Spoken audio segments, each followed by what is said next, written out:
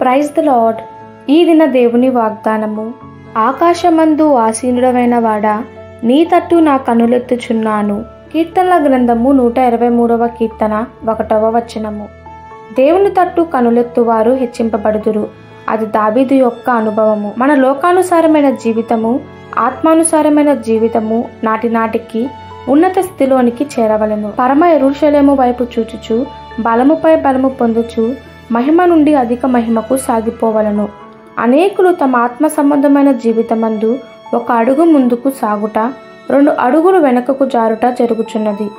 ఎక్కుట దిగుట కాదు. 2 తలంపుల మధ్య తడబడుచుండువారు కాక, చల్లగా నెలను వెచ్చగా నుండువారును కాక, స్థిరమైన తీర్మానముతో ముందుకు సాగుదుముగాక.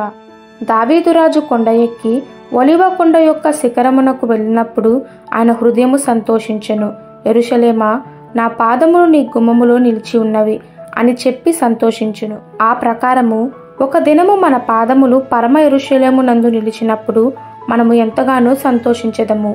అందువలనే అపోస్తలుడైన పౌలు, మీరు క్రీస్తుతో కూడా లేపబడిన వారైతే పైనున్న వాటిని వెతుకుడి, అక్కడ క్రీస్తు దేవుని కుడిపార్శ్వమందున కూర్చుని ఉన్నాడు. పైనున్న వాటి మీదనే కాని భూ సంబంధమైన వాటి మీద మనసు పెట్టకుడి అని రాయిచున్నాడు.